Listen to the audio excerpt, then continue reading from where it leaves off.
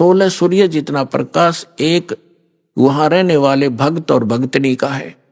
परमात्मा के शरीर का जो वहां प्रकाश है, एक रोमकूप में करोड़ सूर्य मिला दे, करोड़ चंद्रमा, ऐसी रोशनी है।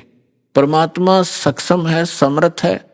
जीव अलग है, परमात्मा भिन्न है। परमात्मा सर्वशक्तिमान है, जीव की एक सीमित पावर है और सीमित उनका सब क्रियाएं हैं। परमात्मा की क्रियाएं असीमित होती हैं। जो जीव और ब्रह्म एक बताते हैं वो भूले हुए प्राणी हैं, वो अज्ञानी आत्माएं हैं। उनको अब जो प्रसंग चल रहा है, जैसे एक भक्त मिला इस दास को।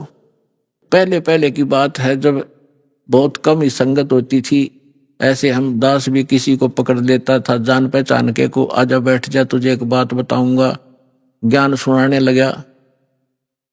अब वो अच्छी आत्मा था वैसे तो, सुनता रहा, सारी सृष्टि रचना सुनाई।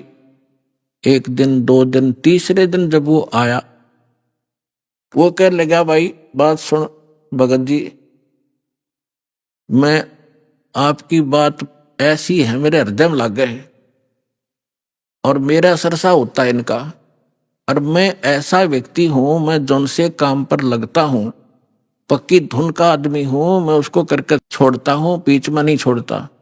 और मैं नाम ल्यूं को नहीं, मैं नहीं लूंगा आपसे मंत्र। मां के बात भाई क्यों नहीं लेगा कि मैंने मंत्र ले लिया, मैं तो सर डटकी बाजी लगा कर काम किया करता हूं और मैं भक्ति कर लूंगा और मैं चला जाऊंगा उड़ा जहां बता रहे हो कौन सा लोक है, सतलोक भी भूल गया, मैं वहां चला जाऊंगा और वहां कोई भी ना पाया तो मैंने अकेला बैठा रहूंगा। मैं नहीं जाऊं, मैं तो यहीं रहूंगा, मेरा दिल नहीं लगे। मैंने उसे कहा कि भले पुरुष एक बात बता, अब यहां तो क्या दिल लग रहा है आपका? मान ले तो गधा बन गया और सुअर बन गया तो क्या दिल लगा तेरा? ने बोला बढ़िया है, आते जाते दिखते तो रहेंगे, घूमते फिरते दिल लगा रहेगा। बता, ऐसी व्यक्ति गिरगी हमारी कि हमारा यही ठीक है, घूमते फिरते दिखे जाएंगे और यही ठीक सू, मैं वहां नहीं जाऊंगा। अब उसका जो ये कहना भी ठीक था कि आज तक किसी ने यही नहीं बताया कि सतलोक है और सतलोक में आदमी रहे हैं, वहां पर सृष्टि है, ये तो किसी ने बताया नहीं। ये राधा स्वामी वाले लोग कहते हैं कि वहां तो प्रकाश ही प्रकाश है, प्रकाश ही प्रकाश है, चेतन ही चेतन है। वो टिंडे लेंगे चेतन में जाकर प्रकाश में, समुद्र में डूब का मरना हो तो क्या? तो क्या ये कोई बात है? कोई आधार है इनकी बातों का? पुणात्मा अब ये निर्णय करना चाहता दास की वो सतलोक में सारी सृष्टि है, ऐसे ही स्त्री पुरुष है, ऐसा ही परिवार है, लेकिन यहां तो गंदा व्यवहार है, या न्याय नाम की चीज नहीं। परमात्मा कहते निरंजन धन तेरा दरबार, जा तनिक नहीं न्याय विचार। घर घर में राड, बहू सासू का झगड़ा, आपस में भाई भाई का झगड़ा, बाण भाई के साथ मनमुटाव, छोटी छोटी बातों पर, इन पे संपत्ति और पता नहीं क्या के ऊपर लड़ाई हो जाए। ये कोई जीवन है? सब नरक भोग रहे हैं यहाँ पर, कोई सुखी नहीं है। इस पर 21 ब्रह्मांड में आग लगी पड़ी है। अब वहां जाओगे जब देखना, वहां कोई चिंता ही नहीं।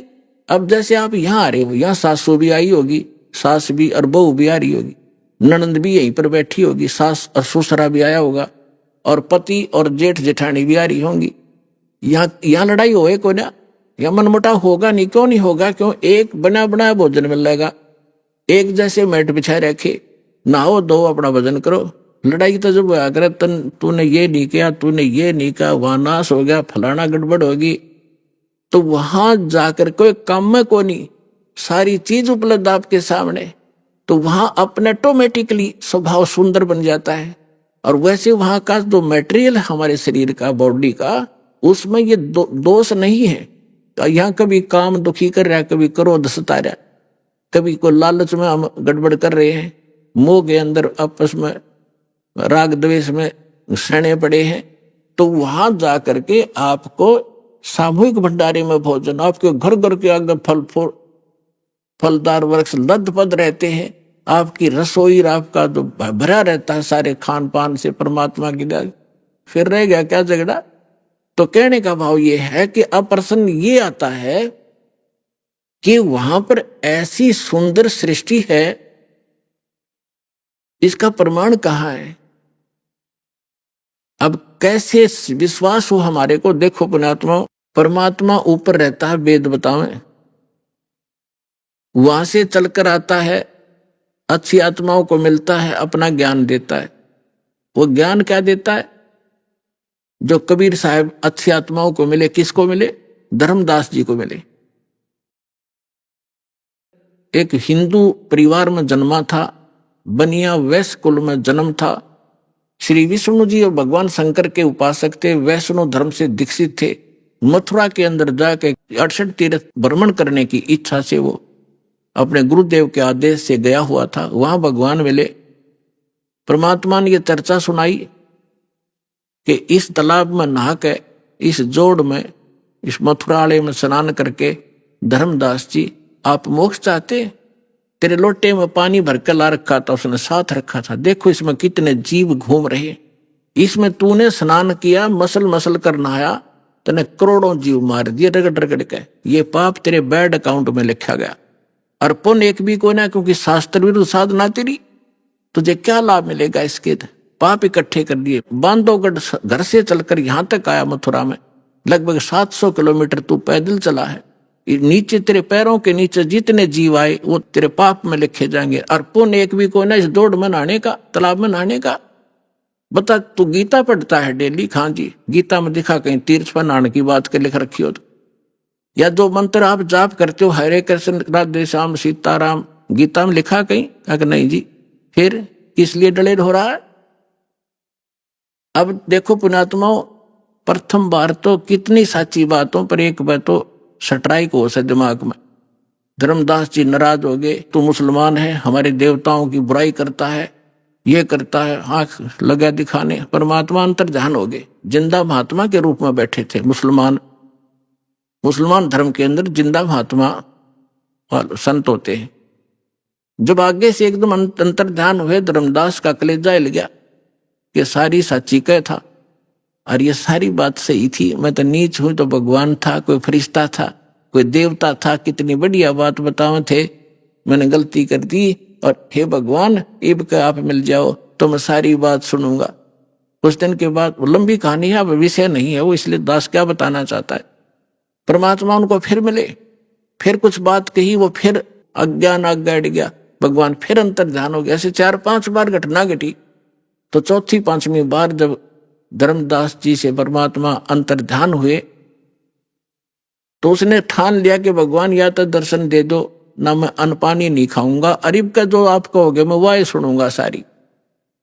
5-6 दिन बीत गए, धर्मदास ने कुछ नहीं खाया, अन्न भी नहीं किया। परमात्मा पहुंच गए, उसको मुश्किल से सहारा देकर खड़ा किया, अग बेटा तू खा पी, और अब मैं आ गया हूं, सुन मेरी बात।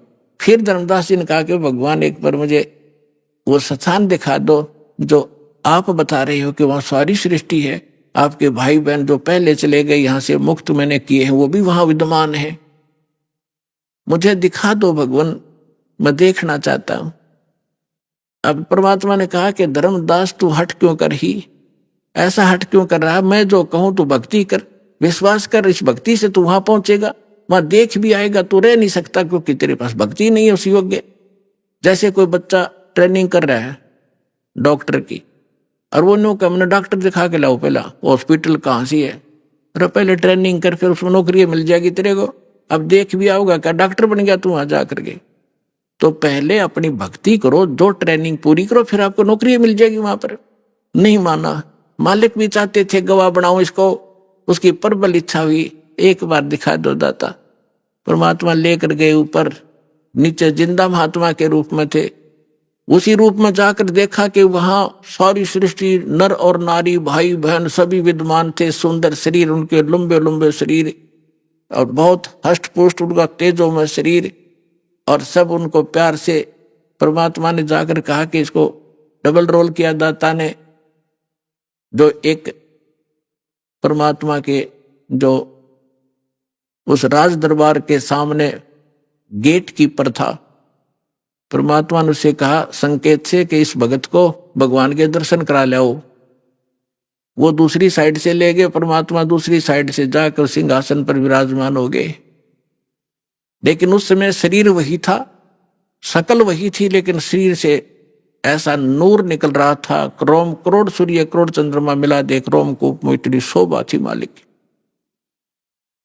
जब धर्मदास जी ने देखा कि ये तो यह भगवान जो नीचे जा रहा था जिंदा महात्मा के रूप में, ये तो वही परमात्मा है, तब देख जाके परमात्मा ने कहा जा भाई चल वापस। फिर वापस आया तो परमात्मा नीचे बैठे पाए। तब उसने कहा हे भगवान, आपने आप ही मालिक को, आपने अपने आप को छुपा रखा है। अरे भगवान, इतना सुंदर स्थान। जब पहुंचा धर्मदास उसको वापस भेजने लगे, तब परमेश्वर से कहा भगवान मुझे यहीं रख लो, उस गंदे लोक में ना भेजो, वहां तो बुरा हाल है। अब वहां जाने के बाद आपको पता चलेगा आप कहाँ पड़े हो, कैसे लोक में रह रहे हो। तब धर्मदास जी ने याचना की, परमात्मा ने कहा बेटा ऐसा नहीं रह सकती, आप वापस जाओ, आपको ऐसा मंत्र दूंगा, सतनाम और सारनाम। थोड़े ही भजन से आपकी घनी भक्ति संग्रहित हो जाएगी। इसके विषय में आदरणीय गरीबदास साहिब जी को भी परमात्मा मिले थे। उन्होंने परमात्मा से परिचित होने के बाद क्या कहा है, सतनाम पालड़ रंग होरी हो, 14 लोक चढ़ावे राम रंग होरी हो, 3 लोक पास्यंग धर रंग होरी हो, तो ना तुले तुलाया राम रंग होरी हो। एक सतनाम का 2 अक्षर का मंत्र है, जिसमें एक ओम है, एक तत् गुप्त है, जिनको प्राप्त है उनको पता है। तो अनुपदेशी को ये मंत्र भूल के नहीं बताना, नहीं आपका नाम खंडित हो जाएगा। तो परमात्मा ने कहा कि एक श्वास उश्वास से एक मंत्र, जैसे आपने एक मार छोड़ा एक अंदर लिया, एक ये मंत्र पूरा बन गया। तो कहते हैं ये सतनाम का एक सिमरण एक पालड़े में रख दे तराजू के तखड़ी के, और 3 लोग पृथ्वी पाताल और स्वर्ग लोग धर दे पासेंग। पासेंग क्या होती है, जैसे दास का जन्म एक किसान परिवार में हुआ, हमारे घर पर ये व्यापारी लोग गेहूं चना लेने आते थे, तो पिताजी कहते थे भी पहले तेरी ताखड़ी जांच करा, इसमें कोई एरर तो नहीं है। तो उसमें एरर होती तो उसी कणक, जैसे चने बेच रहे लेने हैं तो चने उठा के एक मुट्ठी दूसरे पलड़े में डाल दिया जाता था, ताकि वो एरर लेस हो जाए, उसमें कोई डिफेक्ट ना रहे, संतुलन ठीक हो जाए। वो पासेंग कहा करते, पासेंग डाल